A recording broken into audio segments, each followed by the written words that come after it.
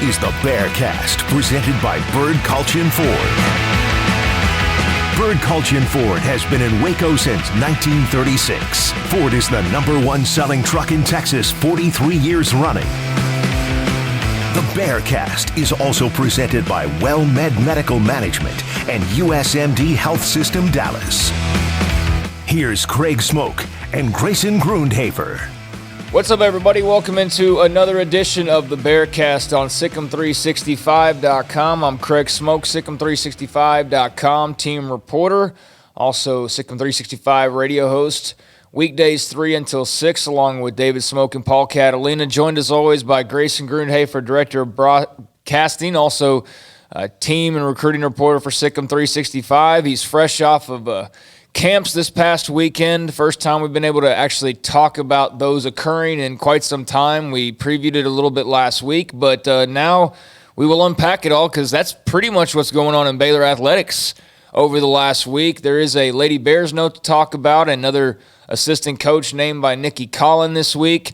But outside of that, no baseball to really react to this time of year, this time around. So, Grayson, how are we doing this week, man? And are you getting enough fill of, Baylor Athletics via those camps last weekend? Yeah, I mean, it was one of the more exciting times just because it's been since 2019. That's pretty crazy that there have been the team camps because obviously they happened during the summer. So I definitely got my fix, but I will also tell you this is going to be one of those summers. I mean, this June is going to be crazy. From camps, trying to track down what recruits are doing during this summer is crazy. I mean, you're having camps during the week because obviously kids don't have school, so it's just a lot to track down. But as far as Baylor goes, yeah, really, really interesting weekend, and I know the Baylor staff was excited. The players that made it out there were excited. I know Brian and I were extremely excited, and it definitely was well worth the wait. It was a great time, and I think it's going to be continue to be like that throughout the summer.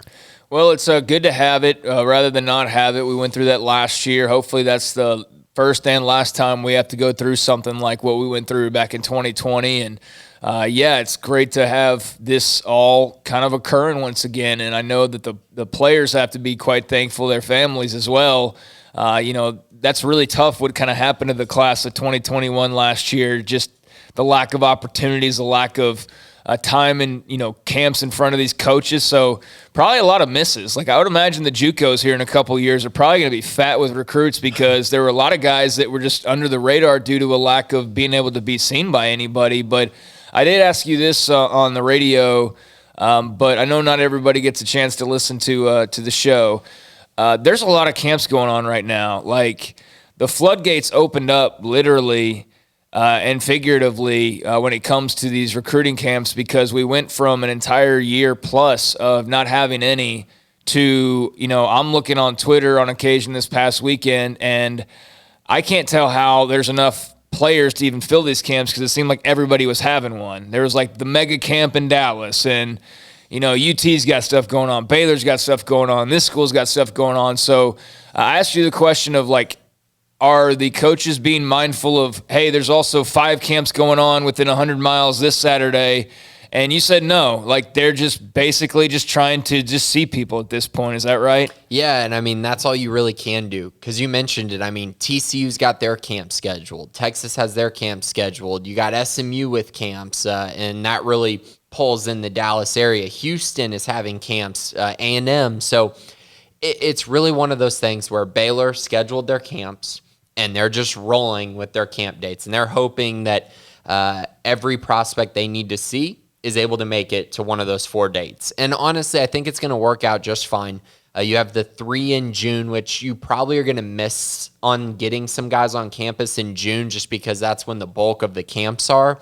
But I think the one in July will probably be one that's a little more, I'm not going to say exclusive, but I think you're going to get all the guys that maybe they missed on in June and you're able to get them on campus July 31st. The only issue with that is that you're behind because if, let's say TCU gets the guy on campus in June, early June, and offers them, I mean, they're a whole month and a half ahead of Baylor being able to really do their evaluation in July. So I think it's just one of those give and take situations. Everyone's going to have guys that come in a little bit later. A lot of teams are going to have guys that come in a little bit earlier. And we saw 5 guys this weekend who Baylor was able to get out ahead of. And I think that's going to be very much in their favor going forward with these guys' recruitments, even though it was only 2 guys in the 2022 class. The other guys are going to be juniors this year.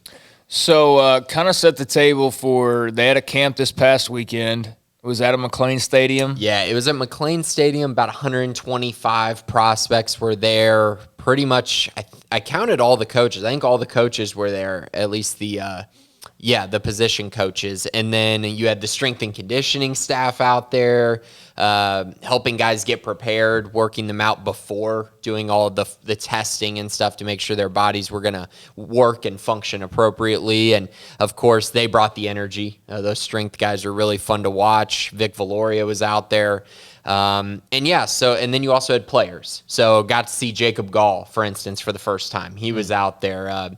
Xavier Newman. You had a lot. I mean, it was too many to count. Will Williams. They all go out there and they help prepare for the camp. Obviously, Jacob Gall is the one that comes to mind because he's really the only one that none of us have been able to see. Right. And so that was my first time seeing him. But yeah, they had a great time. Helped players run through the camp, which is obviously really cool. And I think it's really important because these coaches get to see who these players are as people. And the players get to see who they are as people as well, and kind of take them through drills and see what they're all about. How do they handle coaching? Are they guys who are relatable, and can they take the coaching from the Baylor coaches? I think that's a huge deal, and that's why you need these camps to be able to see just the kind of people that these recruits maybe are.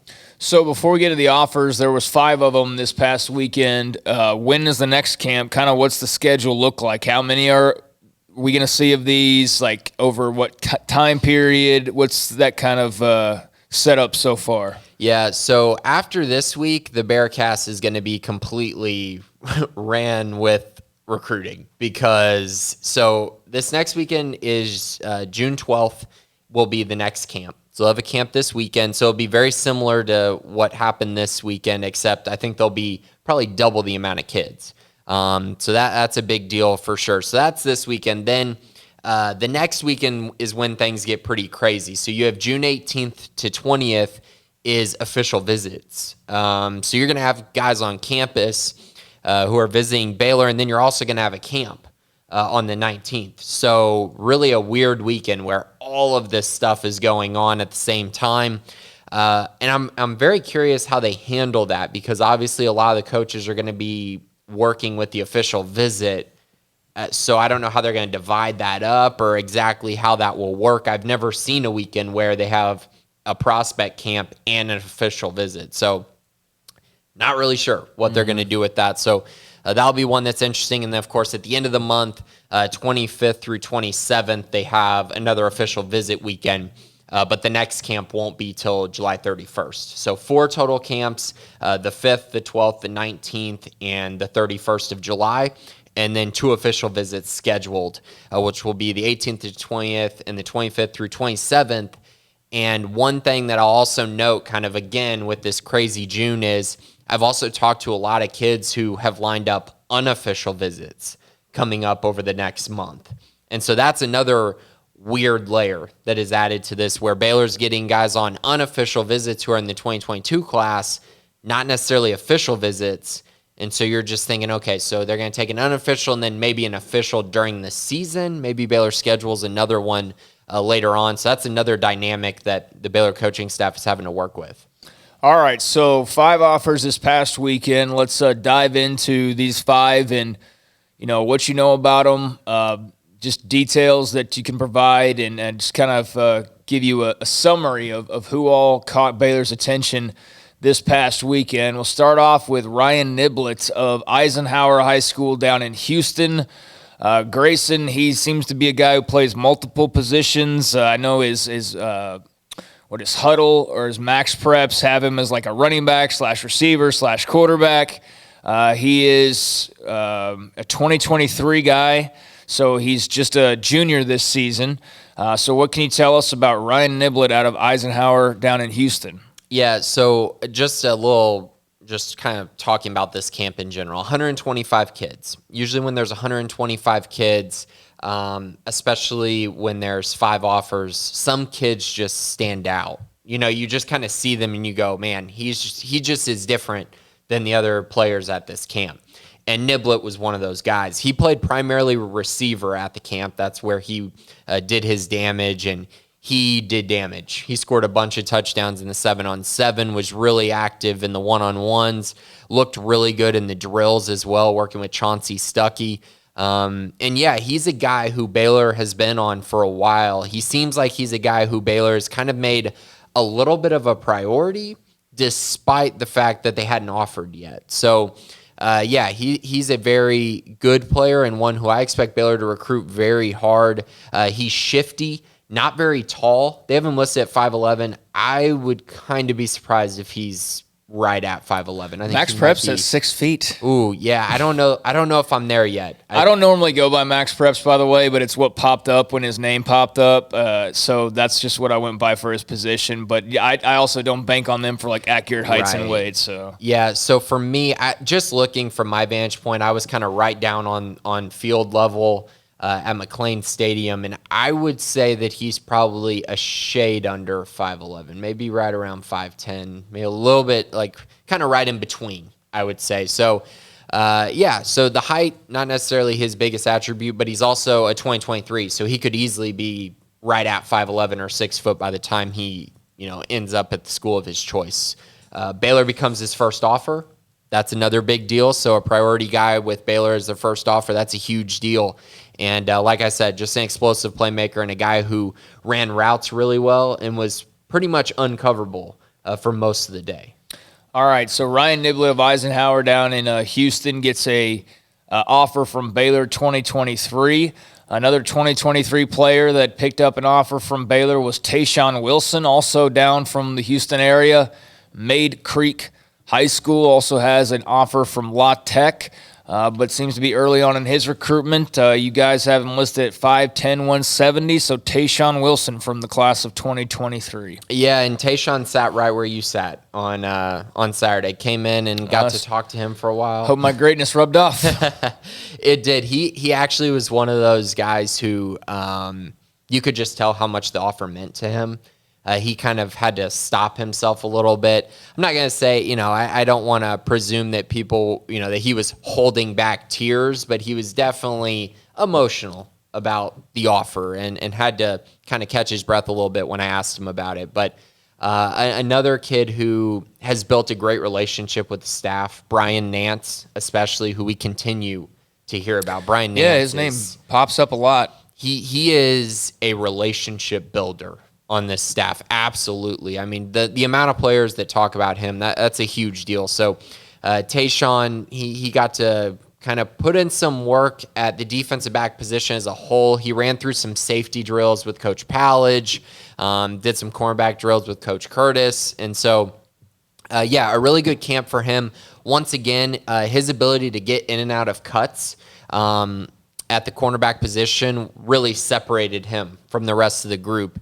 So much more flexible than the other guys there, and his ability to start and stop was really impressive. Also, high point the football really well, which is something I definitely take note of, especially when you're 5'10" or a shade under 5'10". You have to be able to make plays against a vertical passing game and be able to show off a little bit of a vertical and be able to get up there and challenge, because you're going to go up against 6'3", 6'4" wide receivers in the Big 12, and you have to be able to at least challenge them at the high point of the football. And so Tayshawn really proved that. Again, I think he's maybe a shade under 5'10", but again, that's okay. He's 2023, has time to grow a little bit more, and just very active, great hands. Really did a great job against pretty much every wide receiver matchup he had. I would say he did not lose very much on the day, which was very impressive. So second offer, but first Power 5 offer, and I think Baylor is squarely in the lead in his recruitment. But he'll be heading to Florida State, TCU. He's got a bunch of camps scheduled, so I'm sure more schools are going to take notice of him, and he'll probably gather some more offers this summer. Well, that's cool that he got a little bit emotional about it. I mean, La Tech, get your first offer, that's great, but to get that Power 5 offer, to know you have an opportunity to play in your home state for a Big 12 school or an SEC school, in A&M's case, I mean, that's a big deal. So good for him, and we'll see if that ultimately landed in an emotional commitment to Baylor at some point down the line, but at least the offer is out there right now. So moving on to number 3 of 5 from the new offers, and hey, somebody actually from the area that we all, come to or live in for Baylor football, this Waco, Temple, Colleen area. There is, typically on average each year, 2 to 3 Division I recruits. Good years, there's 5, 6, 7 maybe. Got a feeling the class of 2023 with guys like Michael Harrison Pilot out of Temple, who's got offers from pretty much everybody now. Like, I know he just got Texas the other day, and he got another one last night from somebody. So I know Baylor's offered him weeks ago, but he's pretty much got everybody but like Bama and, those schools at this point. But he's a 2023.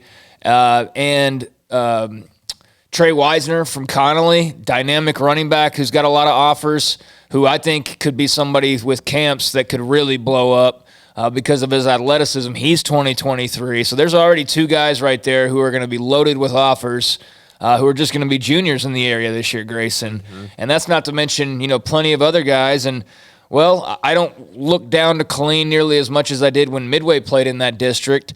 And I wish they still played in that district now. But they do have talent on occasion. Every couple of years or so, there seems to be a guy out of the Colleen area or a couple guys out of the Colleen area.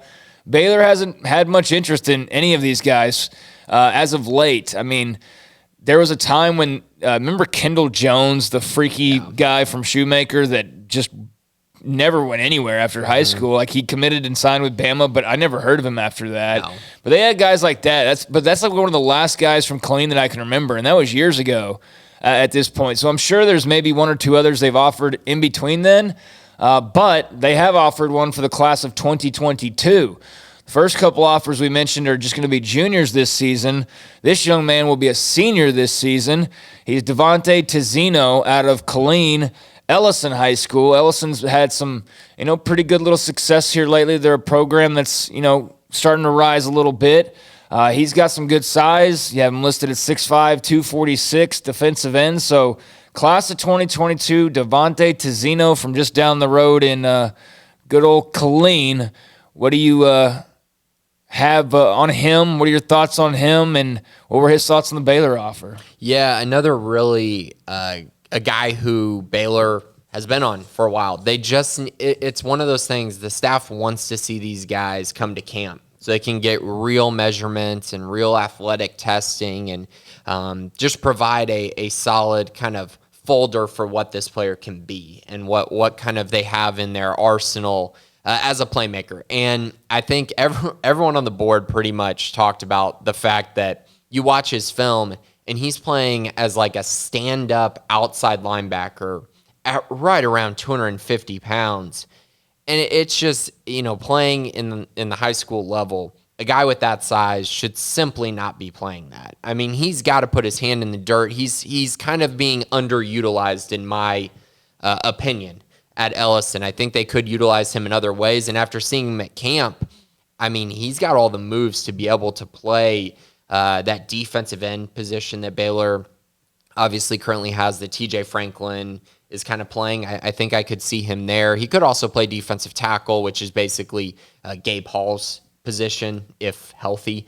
So one of those. We almost need to just stop even mentioning his name, quite frankly. I know. And I'm sorry, Gabe, if you're listening, but I feel like he's gotten some good run without being healthy enough to probably get mentioned. And I'm not knocking you. I'm just saying that we probably need to not even mention him for a while, kind of like Squirrel Williams. But I know what you're saying. Sorry to derail. No, there. you're good. Yeah, I'm bringing him up just position what he could play wise. But yeah, I mean, he's got good size already. I think he's going to take a big jump this next year. He was already a first team all district guy as a junior. So I expect him to have an even bigger year and get on more people's radars, and just kind of a a little bit of a, oh, this is why Baylor offered him type thing. Baylor got him on camp, offered him. And so all these schools are going to start thinking to themselves, oh, Baylor got him on campus, tested him, got his height and measurables, and they decide he was an offer. That's good enough for me. And that's what Kansas State and Minnesota did the past 2 days. I was wondering how Kansas State, yeah, with no physical way of him other than hopping on like a private jet to get to Manhattan, Kansas, I was wondering how he got a Baylor offer at the Baylor camp and then turned around and got the Kansas State offer. So I would say it's one of two things, and I don't know this for sure. I didn't ask Devontae this, but obviously SMU had a mega camp, so I do wonder if K-State was there. Maybe they got to see him in person. But I will say I think the Baylor offer definitely put him more squarely on their radar. Well, and two, K-State might have very well been there. It doesn't matter, quite frankly, because even if they were, there are plenty of cases of that being the case where teams just see who offered and they go, oh, we better offer. Yeah. So, I mean, either way, it's normal, and so either way wouldn't surprise me. But, yeah, SMU did have that giant camp, so, yeah, it doesn't matter. Yeah, you're seeing some out-of-state offers from it, which makes sense. But, yeah, I mean, I would say Baylor's in a pretty good spot right now. Obviously, they're the school very close to him, and I think he's going to wait a little bit, though, based on what he was kind of saying. He's thinking about waiting till December to make a decision. I would be kind of surprised if it dragged out all the way till there, unless just this recruiting momentum just takes off, which very well could. So a very good camp performance, a guy who I think fits really well with the scheme here at Baylor. Already being right around 250 is a huge positive. We've seen them take guys in the past that are 240, and I would say that's kind of their baseline. If you want to play defensive end at Baylor, you pretty much have to be 240 your senior year of high school, much like a Cooper Lands was. So he's already well within that. So he's got Baylor, K-State now, Arkansas State, UTSA amongst his offers. And Minnesota. Yeah. So Devontae Tizino out of Killeen Ellison High School. Did you happen to ask him where he's originally from? Is he from Killeen originally? I did not. Just a thing to think about when you interview Killeen kids. See if they're really from here, because with it being an Army town, so it's very hit or miss. Like Rashawn Thornton, who's now at Texas, who was at LSU, the linebacker, he went to one of the Killeen schools. I think it was Shoemaker, and turns out he's from Louisiana. Yeah. So he's an Army. Like there's so many Army kids. So just I don't know. That might kind of help, because those guys are obviously from Killeen originally. You think that probably plays into helping, but if they're from like Ohio, then it doesn't matter they're from Killeen, quite frankly. It's just it's a weird town because of the mixture like that. But either way, he's very much on the radar. They're on his radar, and that's good. So Devontae Tizino from the class of 2022 out of Ellison picking up a Baylor offer. Couple more here to go, as it was 5 offers out of 125, as you mentioned. It's a pretty good little number. And this young man, he followed me on Twitter and appreciated that. But is it Ennis? Yeah, Ennis Sledge out of Neville High School in Louisiana. He is a new Baylor offer, so I know that this young man's got some good attention, right, from what I can tell. So what can you tell us about the young man from the boot? Yeah, he's up over 20 offers now. And after watching him at camp, it's not surprising. I mentioned to y'all on the radio, he's a guy I've been talking to a long time, ever since, I think it was November. I've been in contact with him, and it wasn't because of, I think he has Baylor interest or anything like that. He just sent me his film and told me all this stuff about him, and so I just reached out and was talking to him a little bit, and he hadn't really gotten much traction with offers quite yet, and we just kind of talked about it. Eventually he ended up on the Baylor radar. And Baylor started talking to him, started building a relationship with him, and they've really done a good job with that. With a lot of guys that come to camp, that's usually how they do it. They build the relationship, offer them to come to camp, and then the guys come to camp, and obviously if they perform well, they get an offer. He's kind of the prototypical guy that they would want for nose tackle. He's already 6'4", 300.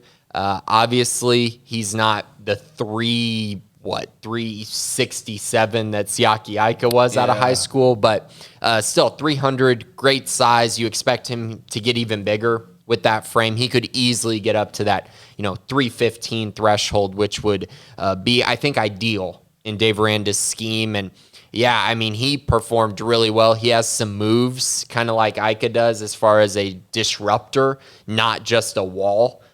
He's able to get into the backfield, uses his hands well, and like I said, great size, looks to have a great frame. He was one of the guys where Brian and I stood there and were like, who is that?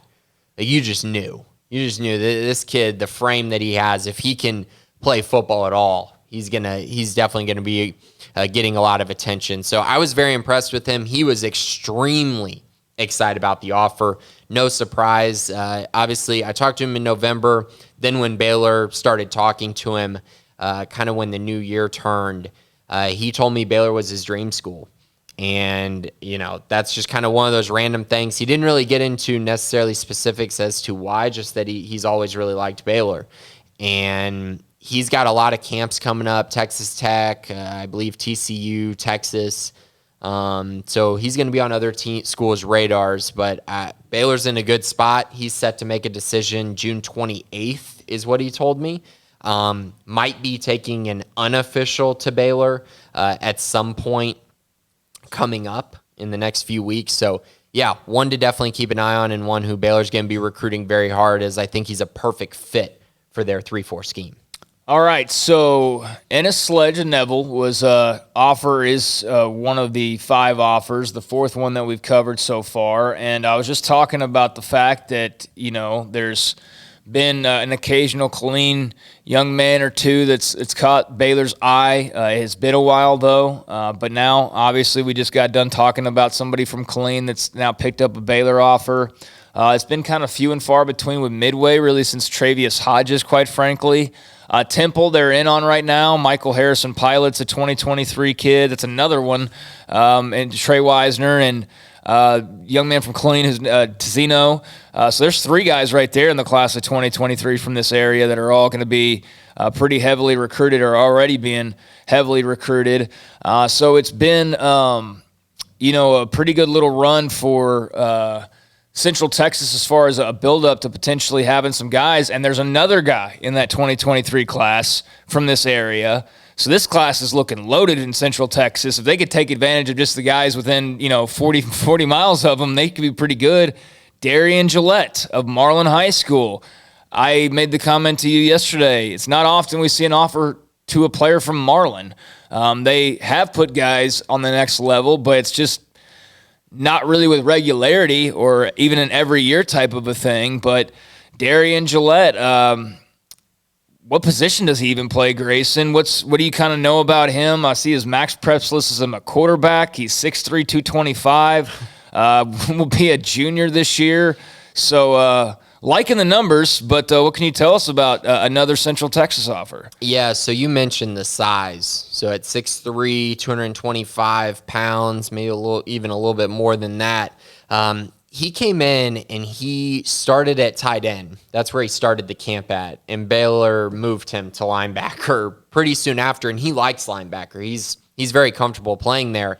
And once they did that, I mean, you could just tell they just were pushing this kid. I mean, they were pushing him so hard, coaching him so hard. Ron Roberts was really spending a lot of time trying to give him some individual attention and make sure that he was improving his game at the camp. And I think Darian really appreciated that. And he's a freak athlete, plays basketball at Marlin too, is a very good basketball player. Very good at football, obviously, tested really well, which was huge for him. And just a guy who I think is going to be a national recruit very soon. Just has that kind of talent to him and the size, and he's just kind of a perfect fit for the linebacker position that Baylor plays. I think that he will probably get big enough to where he'll be a Mike linebacker at the next level. I could see him easily getting up to 230, which would be elite size, really, for the position. I think that's right around where Dylan Doyle might be a little bit more, but I think he could easily get there. So, yeah, Darian Gillette, really, really good player, a guy who I think will be a national guy, a guy who's camping at Alabama in the next week. So we'll see if he gets more attention from that. You also mentioned Central Texas. Temple also got a transfer who I think is going to be a pretty big-time player too, Nathan Mitchell. He was at Manor last year. So another guy, he got an Arkansas offer in May. So another Power 5, high major type prospect in the area. I mean, it's just blowing up, and it's a great opportunity for Baylor to take advantage of this.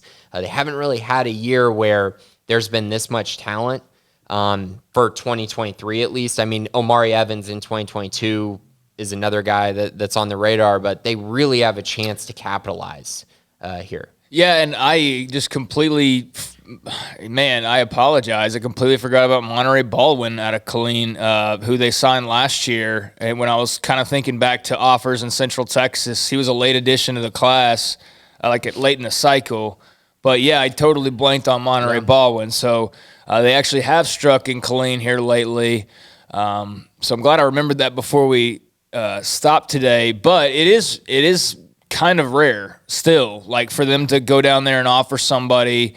It's especially rare to have 2 years out, 4 players already from, within an hour of you, all with offers. Because now it's Darian Gillette, it's Michael Harrison Pilot, Trey Wisner, Devontae Tizino, Omari Evans. For 23, yeah, for 23. But, yeah, no, then Omari Evans in 22. So, I mean, in theory, you could end up like 3 straight years of signing guys from Colleen if it works out, your way. But, yeah, I hope to see with things back open, I hope to see some coaches down on the sidelines this year from Baylor watching some of these, Midway or Temple or whoever games. I covered Connolly last year, of course, on Sikkim 365 radio, and didn't see anybody, but I know there were rules and there weren't a lot of things that people could really do. But I was a little bit surprised to not see anybody out there checking out Trey Wisner. I think that'll definitely be different this year, although I won't, be around Connolly again. But looking forward to seeing how these young men continue to boost their stock, because Wisner, like I said, has already got a bunch of offers. Tizino seems bound for some. Gillette seems bound for some. And Harrison Pilot has a bunch already as well. So be interesting to watch. Be interesting to track. It'll be a lot of fun to monitor those guys and perhaps cover them at Baylor as well. We will see. A little bit of a wait for them just being class of 2023. So those were the 5 offers. I don't know. I'm trying to think if there are any loose ends from this camp or not. As far as, was there anybody that you thought might get one that didn't get one, or was there anybody that you saw particular attention paid to, or any items of perhaps interest that we have not touched on just yet? Yeah, there's probably 2 prospects that I would say Baylor definitely has squarely on their radar after this camp, and there's probably more, but it's just kind of what I saw. Jet Runyon out of Aubrey High School. He's a guy who I think he's another one who the Baylor staff pushed really hard. And when you see that usually is because they see something in them. And he's a guy who he's 213 pounds, so he's not really their typical defensive end. Probably would have to play either jack linebacker or tight end at the next level, unless he just put on, like I said, 25 pounds before before the end of his senior year. He's a 2023 though, so time is on his side, and I think he could be a guy who ends up getting an offer just kind of as an athlete. So he's one to definitely keep an eye on. He performed really well, was probably the best pure pass rusher I saw at the camp as far as in a camp setting. Obviously, you're comparing him to Tizino. Tizino's got 40 pounds on him, so it makes him a different level of prospect. But Runyon, I mean, just the speed, the ability to shake offensive linemen and get off of their block was really impressive. So he's one who stood out. And then the other one is actually a quarterback. Baylor hasn't offered a quarterback in the 2023 class yet. Really rare that it lasts this long with no offer at the quarterback position, but they haven't found their guy yet. And Jake Strong out of Northwest Justin High School, he's a guy who I think is squarely in the mix for Baylor for 2023 offers at the quarterback position. Good news for Baylor is they can take their time with this. You have so many guys already on the roster. You have CJ Rogers, who's coming in as a walk-on, who they might really like as far as a guy who could get an offer. I think if you offer him, it makes it kind of tricky for if you're going to take a quarterback in this class. I'm not going to say they're not going to take one, But I will say if they put CJ Rogers on scholarship, it makes things a little iffy to see if they would force themselves to take another one. Now, that could all change if, say, something happens with whether it's transfers or, things that attrition at the position that could go wrong. Yeah, that's a possibility as well. But I think that's an important area to kind of talk about. But Jake Strong performed really well. He looks like a guy who will be a Power 5 quarterback, which is a big deal. So he's squarely on the Baylor Bears radar. Talked to Sean Bell a ton and was a guy who Sean Bell was really coaching hard, and that's what you like to see. So really good kid, a kid who would be a great leader in the class as well, has great connections in the Dallas area, knows a lot of the best players in Dallas. So he's one to definitely watch. Well, I mean, in looking at 247's quarterback rankings, clearly these camps are needed because there's not very much of an updated list. I mean, the top quarterback for 2023 they have listed ranked at number 50. So either the state of Texas is going to completely bottom out with quarterback prospects in 2 years, or this is a very, very early list that almost might as well not even be made at this point, quite frankly, because it's going to change so much. Because right now, I mean, it's like default, like next Lake Travis quarterback after the last Lake Travis quarterback, Bo Edmondson. They've got. Well, he played last year, okay. So that's because their quarterback got hurt last year. So yeah, I just mean that like every year is a Lake Travis quarterback, seemingly like it's D1 after D1 after D1. That's what I meant. Yeah. So yeah, like no surprise, another Lake Travis quarterback. But yeah, Bo Edmondson's the top guy at number 50. Yeah. And let's see. He's actually the only quarterback listed on the entire top 100. So I was going to go and see like, okay, well, who are the top quarterbacks in Texas for 2023? But going to have to wait on that one for a while, I guess, or for more camps to occur to get more of a clear picture. But that's just 247's list. So. Right, and I mean, there are a bunch of really good quarterbacks. Oh, I'm sure, yeah, there's none on this list. I mean, Texas is going to have quarterbacks every year. But I will say, though, that it is not like this year. Like that bad? Like one in the top 100? I don't know that bad, but I think so.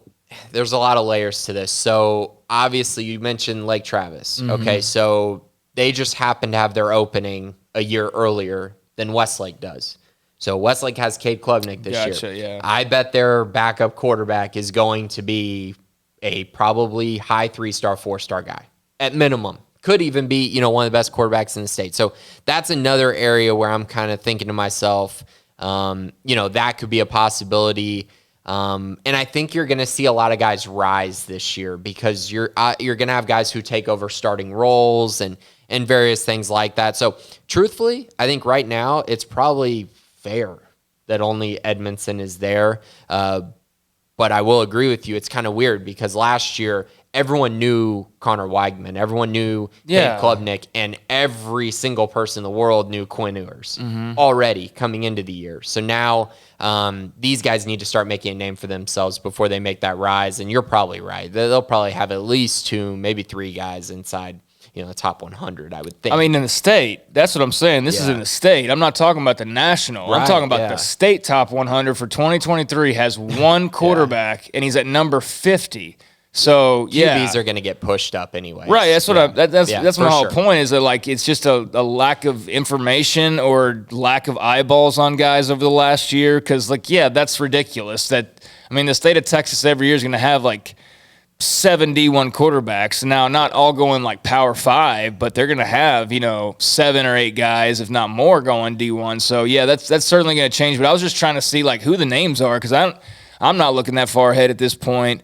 But it does, going back to your point, make it kind of interesting moving forward to keep an eye on CJ Rogers and his status scholarship-wise and what these young quarterbacks look like. Because if they hit on a couple of these guys, you feel like Jacob Zeno's the man for the next 3-4 years or that he's the man for the next 2 or 3 years. And then, you feel good about CJ Rogers or you feel good about Zach Pyron or maybe you do run the risk of not trying to jam things up too much. That'll be something to keep an eye on most definitely. All right, so football-wise, I think that's pretty much good. I do want to make mention Lady Bears. Nicki Collen added to her staff this week, made a new hire with Tony Green coming over from Marquette.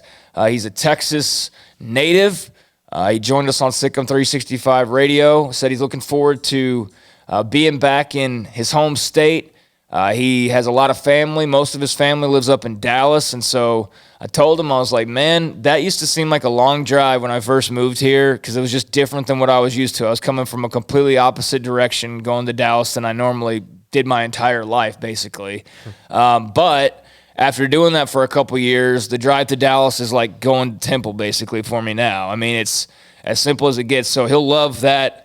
I'm sure going to visit family, it'll just feel like going down the road. Said he's looking forward to eating at health camp, getting a burger from health camp. He remembered that from many years ago, and I told him, like, well, there's a few more options now, but health camp's still a good one. So, yeah, he comes over from Marquette. He was only with them for one season last year. They were 19-7, made it to the Big East tournament, and also made it to the NCAA tournament, got knocked out in the first round. But as I mentioned, he's got the Texas coaching roots. Played his college ball at Langston out in Oklahoma, and has been an assistant for a long time. So, any thoughts on Nicki Collen just adding to the roster, so to speak? Yeah, and I think this is going to be a really big one, especially from a recruiting standpoint as well. Everything that I've read, at Ole Miss, number 1 SEC ranked recruiting class. 13th in the nation, so was a part of that. And then at Texas Southern was number 6 among mid-majors as far as what he was able to bring in recruiting-wise, and that was number 42 in the nation at Texas Southern. That's really impressive. So I like this pickup. I think that he fits the culture based on what I heard on Sikkim 365 Radio. He fits the culture that Nicki Collen is trying to bring in here. He can also recruit well. A very good coach who's been coaching for a while now, which I think is invaluable to have experience on your staff. And I think Nicki Collen's doing a really good job building this staff. And obviously, you get him, you add him to the fold coaching-wise, and then you also, this past week, they were able to go out and add the Oklahoma State transfer as well, who I think is obviously going to provide a big impact and a big spark as well. Yeah, he was a fun guy to talk to, and I did like his personality quite a bit. I liked how excited he was to be back in Texas. It was reminiscent of Eric Mateos when we first talked to him, and he was making the big return to Texas. But, yeah, he's a native. He'll be right by family. It's going to be awesome for him, and like you said, he can recruit. So she's being very calculated and very patient with filling this staff out. I mean, it's near completion. Like maybe 1-2 more hires as far as the main assistants go. So nearly finished there. But as you mentioned, they did pick up a big transfer in Jamie Asbury last week. We also had her on Sikkim 365 Radio. She was a lot of fun to talk to and said Baylor was her dream school. So kind of a common thing we keep hearing around recruiting here in various sports. But I'm not always the biggest fan of interconference transfers, but it is what it is. So, congrats to Jamie Asbury on making it to Baylor. And they're obviously, the players are going to be very familiar with her because they played against her. Nicki Collen probably need a little brush up, but she obviously liked what she saw. They can use some guard help. She fits the bill there. So, a couple of pickups for the women over the last week. Right, and with Jamie Asbury, I mean, this is a huge pickup. I mean, it absolutely is. She averaged 17 points per game last year. Baylor adds 3-point shooting, which is very interesting because she shot 42% from 3 last year. And I think I saw the Lady Bears make like 3 over the last 3 years combined. That's what I was going to say. Kim Mulkey didn't put a huge emphasis on that. Obviously, you had outliers, Taya Cooper being one, Odyssey Sims. I mean, they could shoot it, obviously, Alexis Jones as well. So there were some, but I would say that overall that was not a focus of the team. But with Nicki Collen going out and making this move, it makes you think, okay, maybe Nicki's going to put a bigger emphasis on the 3-point shot while also trying to work the ball inside. Obviously, Baylor's done a great job recruiting bigs, but I think this team in particular, when you have Nalissa Smith, who's more of a stretch 4, who can play the perimeter a little bit, to add 3-point shooters around her, I think it's a big deal. And so I think Jamie Asbury is going to do a nice job stretching defenses and could be one that has a huge year for the Bears next year, for the Lady Bears. And I truthfully think this boosts their ceiling a little bit. Obviously, they lost a lot of players from last year's team, and I think Asbury is going to come in and really pretty much solidify this team as once again a in my opinion, the favorite to win the Big 12, even with the coaching change. I think they should be the favorite now, and I think that also means that their ceiling is the Final Four, which is great to see and would be a great start to Nicki Collen's career. Now, if she doesn't get there, it's not a lost year. I'm just saying I think this makes it much more realistic from a roster standpoint that they could get back to that in year one, which would be very, very impressive. Yeah, that would be great. I hope that happens. Would be fantastic for Nicki Collen to get off on the right foot. I think it's very important. I think Asbury definitely brings something to the table, and we'll see with these assistant coaches. But progress is being made, and she should have her staff finalized here pretty soon. Better, to be patient and take your time and get it right than, kind of have to pull a Dave Aranda and, break it all down after a year and restart, so to speak. So I'm fine with her being calculated with those moves. Nearly forgot to bring this up. Don't know how. Maybe it's just because it's negative news, kind of you push it to the side, but there was a decommitment in football over the past week with Cedric Roberts announcing that he was no longer going to be a part of this Baylor football class. So, Grayson, I'm not surprised by this because I could kind of read the Twitter tea leaves, so to speak. We've discussed this before. Sometimes you can kind of get a vibe of a guy's maybe really wanting some interest from other places or just doesn't seem 100% sold or whatever the case may be. I mean, Cedric Roberts was, the first recruit for this class or second commit for this class? He was one of the early ones, wasn't he? Yeah, he was. But I think we talked about him last week. Did we? I think we got to him. Okay. Yeah, I completely forgot that conversation. Yeah, he wasn't one of the first commits, but it was his first offer, and he committed on the spot. I think he was kind of middle of the pack, though, as far as who committed first in the class, but was a hidden guy. And it still is a big loss, and that's why you're seeing the offers with Ennis Sledge, and you're seeing them try to really bolster the defensive line. Devontae Tizino as well. So, yeah, they're definitely taking that seriously. But, yeah, we got to it last week, I think. Okay, good. I had to record in a closet, so I don't really remember too much from last week's festivities. But I'm glad that we touched on that because I could not recall. So, good. That saves us time, and we can go ahead and get into the mailbag. But nothing on the Cedric Roberts front. I haven't seen him start piling up offers or anything. He got Boston College, and then he went to Texas for a visit and left without an offer. So I think that probably was coincidental timing. I think so as well. Yeah. I think so as well. And he's still taking his official visit, and Baylor's still right there. I know it's weird. Decommitments are weird. No one thinks it's possible for a guy to come back to the school he decommitted from. But it very much is, in my opinion, in his specific circumstance. All right, so let's get to some questions, see if we can't bang these out. We got a few minutes, so we'll try to do our best here. Stat Boy, what receivers do you expect to start against Texas State? Any surprises? Well, Tyquan Thornton, R.J. Sneed, and who do you want the third guy to be? I'm going to go... Depends on what offense they roll out there. I'm going to go 4 wide receivers so that I can take some shots here. But I'm going to go with... So Thornton and Ellis on the outside with Sneed and Estrada in the slot. That's what I'm going to go with. That makes sense. Trying to think anybody else to play in there. Fleeks could. Yeah, but I mean, is he a running back? Is he a receiver? Right. What is he? So, yeah, I mean, he could factor in a variety of ways. But no, I mean, if I was to go with 4, that's probably... Or put Ben Sims in the slot or something. You know what I mean? There could be some other changes. Sneed and Thornton for sure. Yes. Sneed and Thornton for sure. And Ellis would be a good bet. And Estrada, I think Estrada, Sneed, and Ellis... Estrada, Sneed, and Thornton, I would probably put my biggest money on that. And then Ellis would be the wild card if they started out 4 wide. I think I would put Ellis over Estrada just because I do think Sneed is a better fit in the slot. Okay. Personally, I think he's a better fit in the slot. And if you can have 2 speed guys on the outside, good luck covering R.J. Sneed in the slot. I mean, I think he could be really, really dangerous when you have 2 guys that can go vertical. But Estrada didn't transfer here to not play. He's going to push himself onto the field, but they'll use him in different ways, I think, than they will a guy like R.J. Sneed or Jalen Ellis. Will Terrell Bernard and Jalen Petrie have a breakout season and possibly get drafted highly? Honestly, I don't know how Terrell Bernard can really, other than just staying healthy, have much more to do, quite frankly. Like, if you still aren't aware of him, then I just feel like you don't really pay that close of attention to the Big 12. Like, even if you're a fan of another team, if there is a Terrell Bernard type on another team, I feel like I would know about him.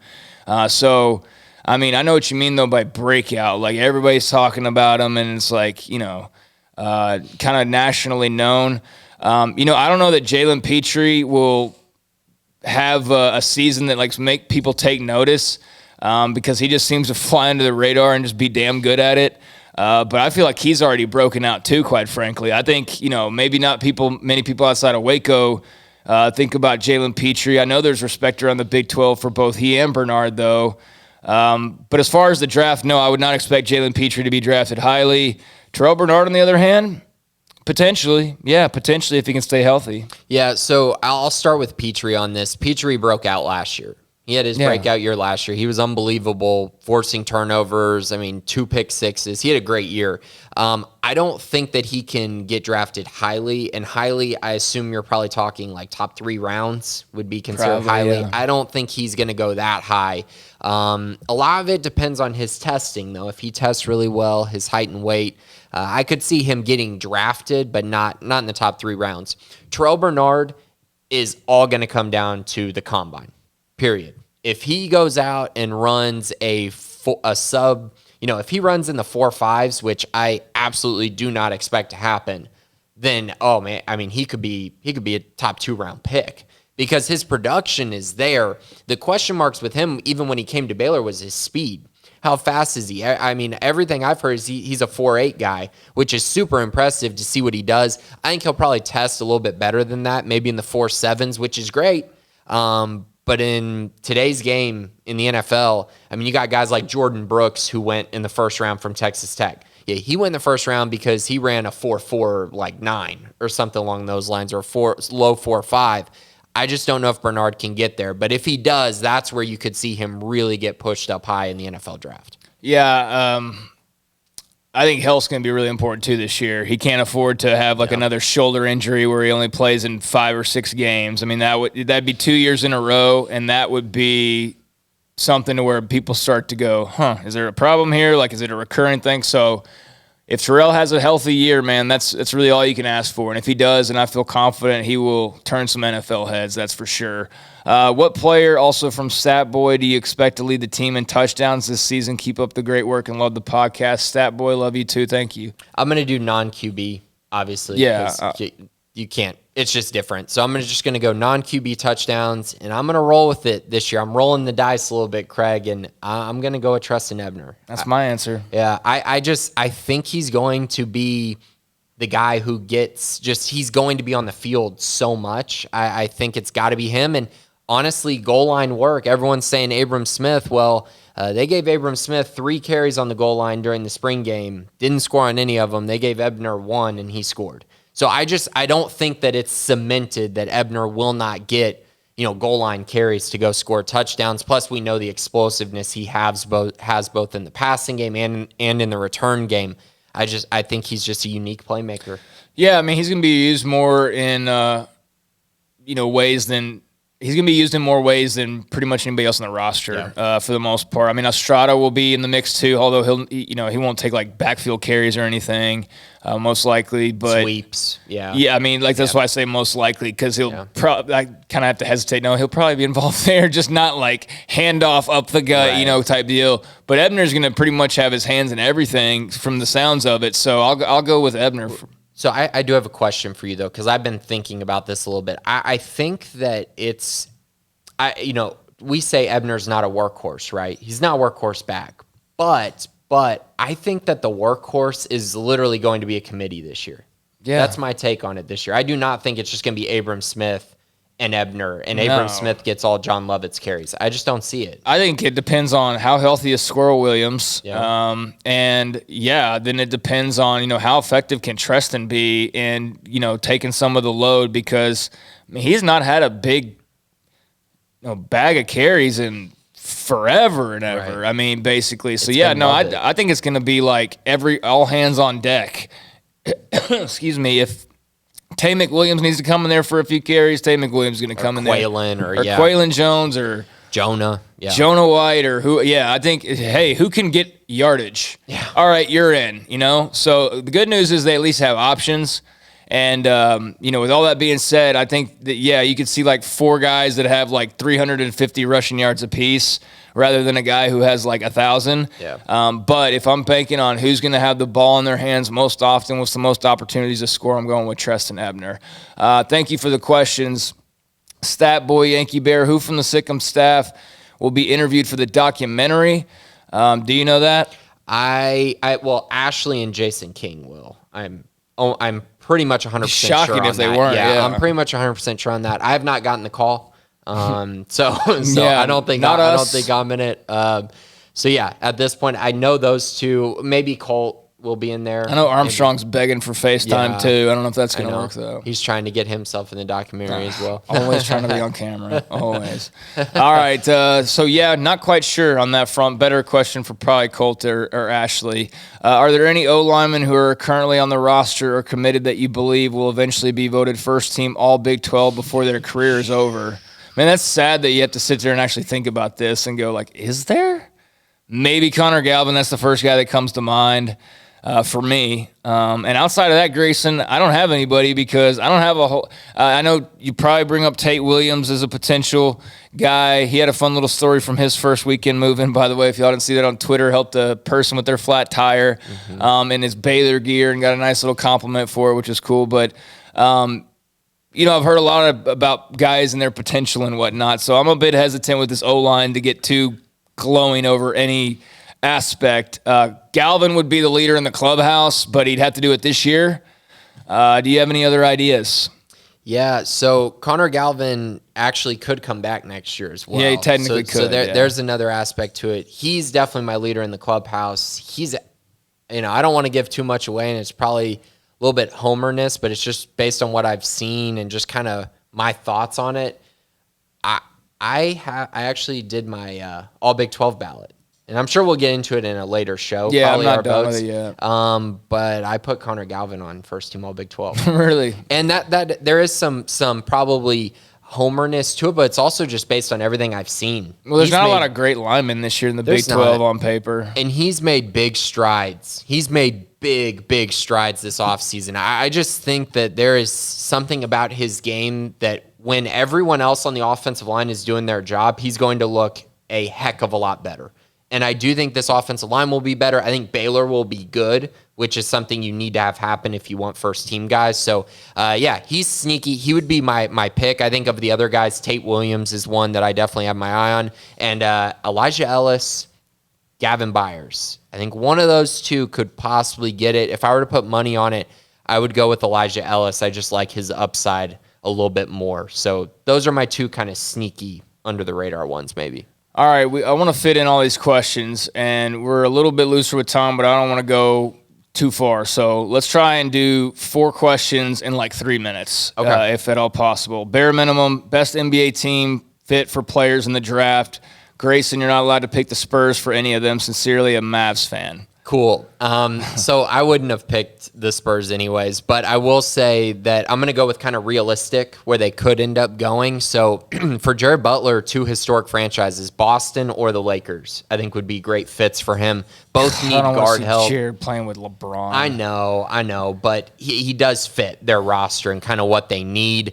So those 2 for him. Davion Mitchell, I have Toronto would be really cool. I think they do need some help. Fred VanVleet's good, but I think Davion will give them something else. But my top pick for him, he'd have to fall a little, would be New Orleans to get him playing with Zion, because I don't think Lonzo is, the future. He's good, but I think Davion could come in and get some really early playing time and be very effective there.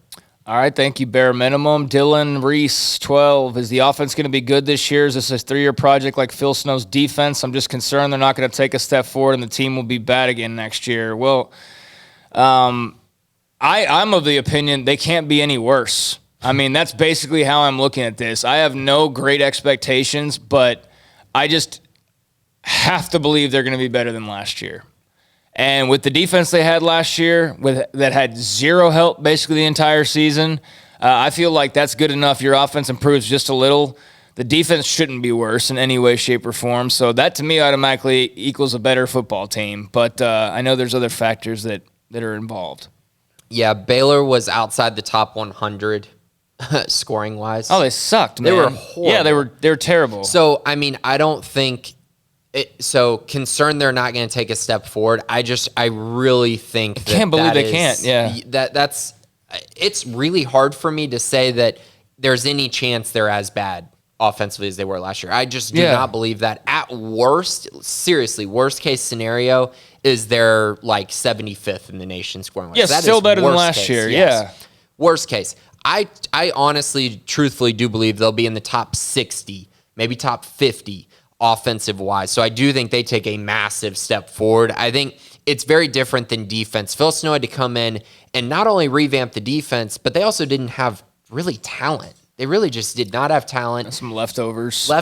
Guys who really didn't want to be there. And so that first year was grueling and tough. The second year, you saw more of their talent get infused. They just didn't have the scheme quite yet. And they weren't quite the talent level they needed to be with the experience. The next year, you saw it all come together. I expect the defense to be great this year. I think they'll carry the offense at some points this next season. But I do think the offense will be capable enough to where, we're not sitting there going, okay, the other team has 14 points. This game might be over already. Yeah, I mean... Dude, it is ridiculous. I feel like I've probably bagged on the offense too much at times. But then again, no, I don't. Because, they could barely scratch 20 points a game last year. That's ridiculous. That's atrocious for the level of talent that they have. You know what I mean? So I just refuse to believe that they're not going to be better. And if they're not, then, oh, my God. There's really some serious concern because you can't go and fire the OC again and, do that. But no, I've got confidence in these guys that they're going to be better on offense. And as a result, just the team as a whole will be better. You look at last year, they should have probably won a couple more games than they did. And they were not good at all, basically. All right, let's finish this out. Best week ever. Predict the future NBA accolades for Davion Mitchell and Jared Butler, two-time MVP, Defensive Player of the Year, etc. That's tough. So I would say, I don't think either of them are going to win an MVP. No. I just don't see that. I don't think either one's going to win Defensive Player of the Year either because bigs have really taken over that award with blocks and things like that. I think Davion Mitchell could maybe end up on a third team if he really he's going to have to improve drastically and be on a good team for that. And that's so hard to predict. So right now, I'll just say I think Davion Mitchell will be an all-rookie team guy his first year. And I do think that there's an opportunity for him to be even better. Jared Butler could be a guy that competes for a six-man award at some point in his career. I think that's probably going to be a very defined role for him eventually. Maybe Davion in a Defensive Player of the Year voting type of a thing or something like that. Mm-hmm. Maybe an all-defensive team. Yeah, that's what I mean. Yeah, for me, it's just hard to say of the year. It's just so hard. It's so difficult to win these awards. But those other awards, like you said, all-defensive team, all-rookie team, six-man type award, sure. Yeah, I could see that. Thank you, Best Week Ever. And T-Rex will 365 Radio broadcast the pregame show from my tailgate spot in San Marcos, Lawrence, Manhattan. No plans for our we're going to have a pregame show like last year, a couple of hours before the game starts. We'll do the home games here in studio, but no idea on road trips right now or what that's going to look like. I would not be surprised if at some point we venture out on the road. Probably closer makes sense. Because the equipment setup is that's the problem. It's not us wanting to go or anything like that. It's how to make the broadcasts work properly. So I don't know, but stay tuned on that as we draw closer to the season. So that'll wrap it up this week.